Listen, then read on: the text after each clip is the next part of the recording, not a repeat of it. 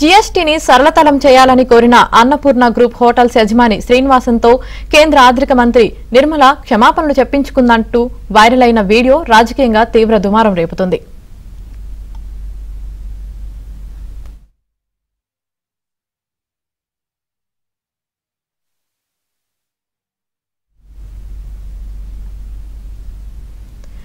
ప్రజలు తమ సమస్యలు చెప్పకూడదా అంటూ కాంగ్రెస్ పార్టీ నిర్మలను నిలదీసింది. బహిరంగ వేదికలపై పదే పదే ఇలా చేయడం నిర్మలకు అలవాటుగా మారిందని ఖర్గే విమర్శించారు. ఓ చిన్న వ్యాపారి సులభతర జీఎస్టీ విధానం కావాలని అడిగితే అహంకారంతో అగౌరవపరుస్తారని అన్నారు. అదే కోటీశ్వరుడైన మిత్రుడు కోరితే చట్టాలను మారుస్తారని విమర్శించారు. జాతీయ సంపదను అతడికి కట్టబెడతారని రాహుల్ ఆరోపించారు.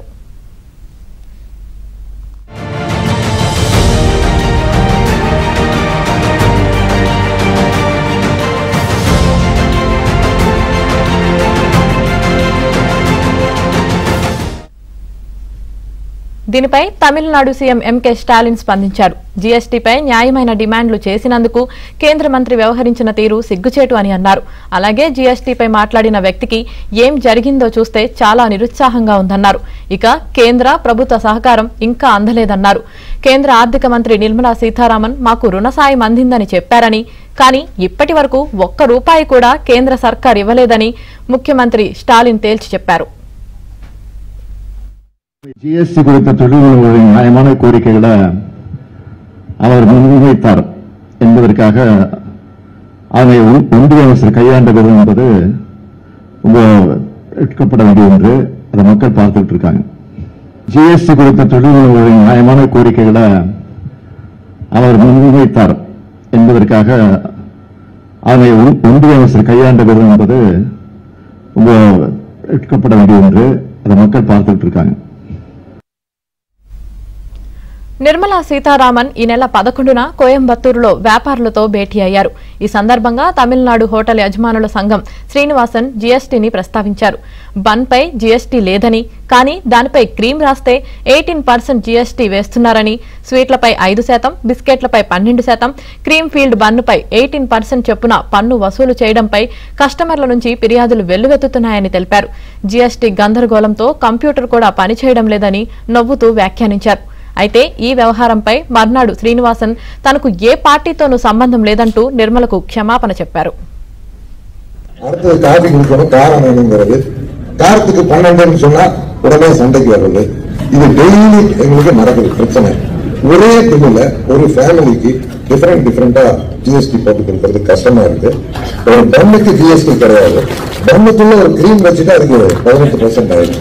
கஸ்டமர் என்ன சொல்றாரு, நீ கிரீமே ஜாயின் பண்ணா நானே வச்சுக்கிறேன், நடக்க முடியாது. அதனால ஒன்னா எல்லாத்துக்கும் ஒரே மாதிரி ஜாஸ்தி பண்ணிருக்கேன். இன்னொன்னு இதே அம்மா எம்எல்ஏ அம்மா தான் இதெல்லாம் பண்றது.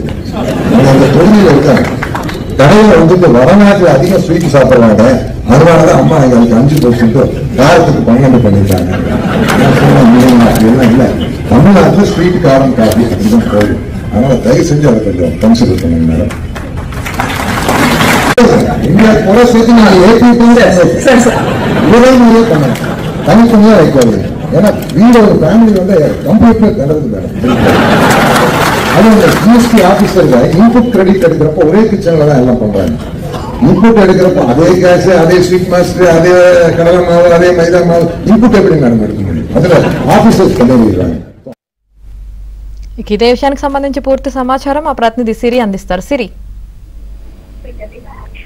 కోయంబత్తూరుకు చెందిన ప్రముఖ రెస్టారెంట్, సేవరీస్ మరియు బేకరీ ఉత్పత్తులకు సంబంధించిన వివిధ రేట్ల వస్తువులు మరియు సేవల పన్ను సంబంధించిన సమస్యలను తెలియజేసేందుకు ఒక సమావేశంలో కేంద్ర ఆర్థిక మంత్రి నిర్మలా సీతారామన్ కు క్షమాపణలు చెప్పిన వీడియో ఇప్పుడు ప్రతిపక్ష నాయకులు అటు నెటిజన్ల వద్ద నుండి కూడా తీవ్ర విమర్శలకు దారితీస్తోంది.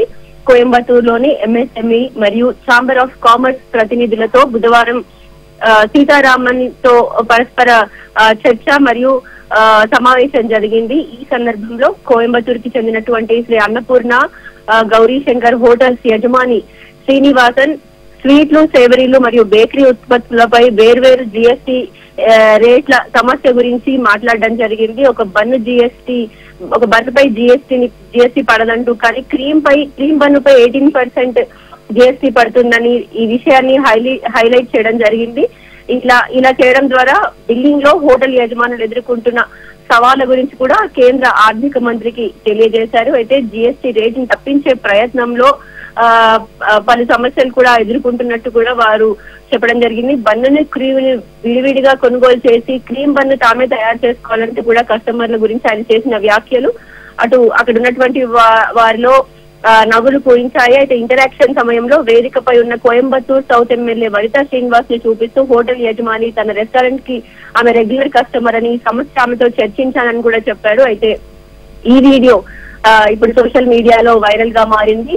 ఆ తర్వాత మరుసటి రోజు గురువారం రోజున శ్రీనివాసన్ మరియు ఆర్థిక మంత్రికి క్షమాపణలు చెప్తున్నటువంటి వీడియో షేర్ చేయబడింది. దీంతో ప్రతిపక్ష పార్టీల నుండి అయితే తీవ్ర విమర్శలు వస్తున్నాయి. రాహుల్ గాంధీ కూడా కోయంబత్తూర్ లో చిన్న వ్యాపారస్తులు వారి సమస్యలు చెప్పుకునేందుకు ఏర్పాటు చేసిన సమావేశంలో నిర్మలా సీతారామన్ ఇలా అహంకారంతో పూర్తిగా అగౌరవంతో బిహేవ్ చేశారంటూ కూడా ఆయన వ్యాఖ్యానించారు. ఇప్పటికే పెద్ద నోట్ల రద్దు దెబ్బలు, అలాగే అందుబాటులోని బ్యాంకింగ్ వ్యవస్థ, పన్ను దోపిడీ మరియు ఇటువంటి విషయాలపై ఎదుర్కొంటున్న సమస్య గురించి వారికి దక్కాల్సినటువంటి మినిమం రెస్పెక్ట్ కూడా లేదంటూ కూడా ఆయన చెప్పారు. ఇది మాత్రమే కాదు, అటు అన్నాడీఎంకే మంత్రులు జయకుమార్ కూడా ఈ విషయంపై స్పందించారు. కేవలం హోటల్ యజమానులు తాము ఎదుర్కొంటున్న సమస్యలు మాత్రమే వ్యక్తం చేశారని, ఎటువంటి వ్యాఖ్యలు చేయలేదని, క్షమాపణ చెప్పడానికి అతన్ని పిలవడం, ఆ వీడియోని సోషల్ మీడియాలో పోస్ట్ చేయడం బీజేపీ ఇటువంటి విషయంలో తమిళనాడు ప్రజలు ఆ పార్టీని ఎప్పుడు కూడా అంగీకరించారంటూ కూడా చెప్పారు. అది మాత్రమే కాదు, అటు కాంగ్రెస్ అధ్యక్షుడు సెల్వం పెరుంగతే కూడా మాట్లాడుతూ ఈ సంఘటనలో ఎటువంటి ఆశ్చర్యం లేదు, ఇంతకు ముందు కూడా నిర్మలా సీతారామన్ ఇటువంటి వ్యవహారమే చేశారంటూ కూడా చెప్పారు. ఇక కోయంబత్తూర్ ఎంపీ గణపతి పి రాజ్ కుమార్ అంటే డిఎంకే నుంచి మాట్లాడుతూ ప్రతినిధులతో అన్నపూర్ణ కోయంబత్తూర్ గుర్తింపులో భాగమని, ఇలా ఈ నిర్మలా సీతారామన్ అటు వాళ్ళతోటి క్షమాపణలు చెప్పించుకోవడం సరికాదంటూ కూడా చెప్పారు. ఇక అన్నామలై ఇదే విషయంపై ట్విట్టర్ లో పోస్ట్ చేస్తూ వారిద్దరి మధ్యన జరిగినటువంటి సంభాషణ క్షమాపణలు తాను కోరుతున్నానంటూ కూడా చెప్పడం జరిగింది. Okay, right. Thank you Siri.